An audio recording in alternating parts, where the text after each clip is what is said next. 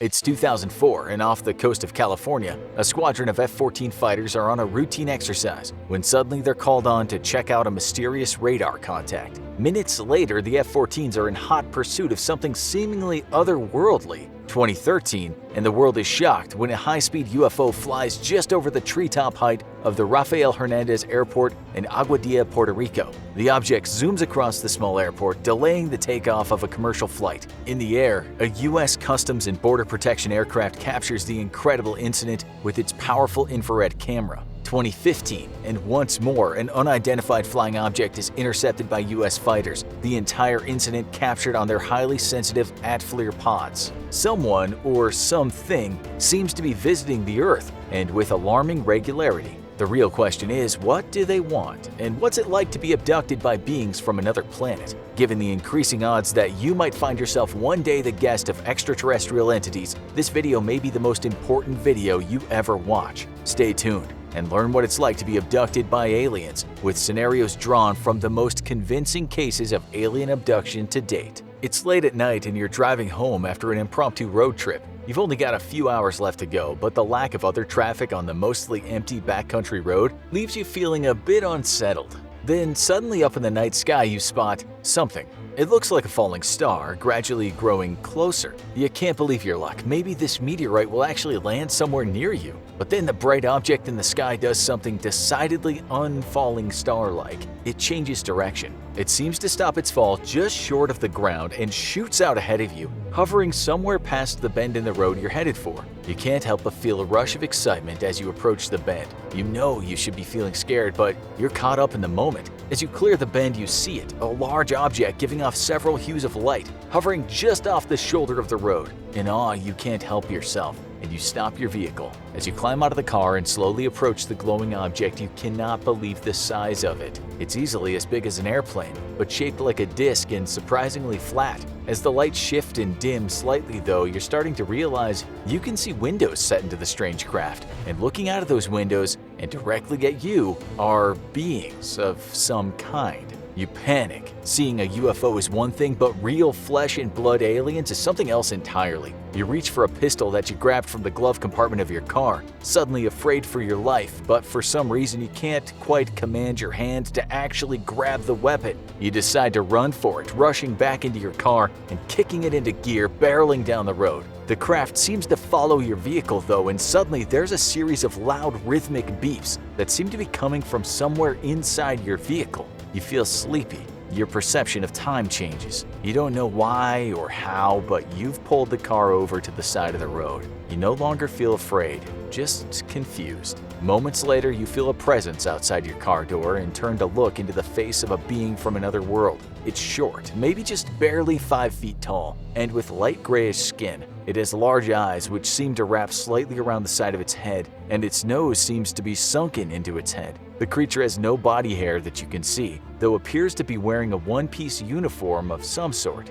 The being beckons you out of the car and you find yourself obeying. You don't feel fear, just a general sense of confusion, but you find that you want to do as the strange being asks of you. Helping you in your dazed state, the being walks you up a ramp and inside of the now landed spacecraft. Once inside, you're taken to an examination room with curved walls and a single large light hanging from the ceiling. The being asks you to climb up onto a metal table, but it's so short that your legs hang over the side of it. Clearly, it's meant to examine creatures of a similar stature to your alien abductors. Carefully, your clothes are removed, though your pants are torn slightly in the process. This will prove vital to convincing yourself later, after the memory of this event is clouded, that something really did happen to you this night. You're naked now as several of the beings begin their work on you, though again you feel no fear or shame, just general confusion as if you're under the effects of mild anesthesia. The aliens take clippings from your hair, your nails, and DNA samples by scraping your skin and the inside of your mouth. Needles connected to very long wires and leading to some unfathomable piece of machinery are inserted into your body at various places: your head, arms, legs, and spine. One needle, larger than the rest, is inserted into your stomach, but causes an extreme amount of pain. After screaming out, the aliens quickly remove the needle and cancel the test. The aliens probe your mouth. They're shocked to discover that some of your teeth can be removed. You're wearing false teeth. and the aliens are astonished at the discovery, though they quickly replace them. This entire time, one of the aliens whom you've taken to calling the leader has been watching, occasionally reassuring you that everything will be fine. Once the examination is complete, the other beings shuffle out of the room, leaving you alone with the leader. You ask him where he's from, but the alien seems to find this humorous and informs you that if you don't know how to locate Earth in the galaxy, there'd be no point in telling you where he's from. Eventually, though, he shows you what seems to be a map of the stars and points out his home star. Years later, under regressive hypnosis, you'll draw that map from memory and be astonished to discover it's a real constellation. The next thing you know, you're back inside your car with no memory of the experience. It'll take you years to piece together this suppressed memory and even longer to make peace with your terrifying experience. That previous scenario comes from what might be the most famous alien abduction encounter ever, that of Barney and Betty Hill, a mixed-race couple living in the 1960s. The encounter made international headlines, and Betty remained adamant about her experience until the day she died in the early 2000s. The story has drawn plenty of controversy and skepticism, but what about when an alien abduction has audio proof that it might have been real? It's fall, and you and a friend decide to blow off some steam by doing some night fishing. You head over to an old abandoned shipyard where you can fish straight from one of the piers just as the sun is starting to set. Shortly after sunset, though, you spot a blue light reflecting off the water coming in your direction, and you and your buddy assume it's a police boat coming to tell you to leave the property. As the lights draw nearer, though, you realize it's no police boat. In fact, the source of the light isn't on the water, it's above it. A giant light suddenly breaks through the low clouds, and as your eyes adjust to the brightness, you see a football-shaped craft hovering above you. The strange craft seems to emit a low hissing noise, but your attention is immediately focused on what will appear to be three creatures floating down from the craft toward you. The creatures move robotically as they approach you, and seem to be just over 6 feet tall and very bulky. Most striking of all, though, is their pincer-like hands, which don't have human-like fingers at all. Paralyzed with fear, one of the creatures puts its claw-like hand on your arm, and suddenly you feel the fear drain away and calm settle over you.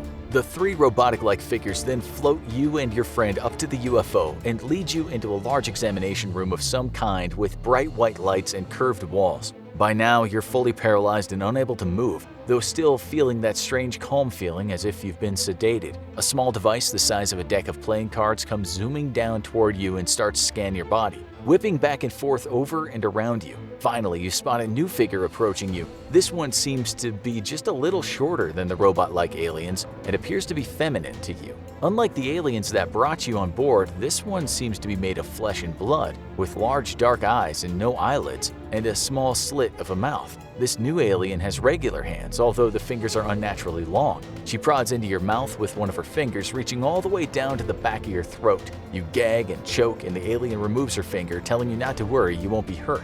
After the choking incident, the examination seems to be more benign, though your memories grow fuzzy on the details. At last, you're led back down to the riverbank you were picked up from by the robot-like aliens, and the craft in the sky zooms away. The preceding incident was as reported by Calvin Parker and Charles Hickson back in the 1970s and immediately drew national attention. The two called their local sheriff immediately after the incident, admitting they'd probably be looked at as being crazy. With no other options, though, the two agreed to immediately meet with Sheriff Fred Diamond and Glenn Ryder. Unbeknownst to the two alien abductees, however, one of the sheriffs decided to secretly hide a tape recorder in the interrogation room that the two were kept at, confident that when left alone they'd talk about the hoax. Instead, the sheriff found unsettling proof that their tale may be more truth than fiction. While the two would pass numerous polygraphs attesting to their story, the secret recording lends great credibility to the event. In the recording, the two men are obviously terrified and badly shaken, with one of them saying he needed something to calm him down before he could get to sleep that night.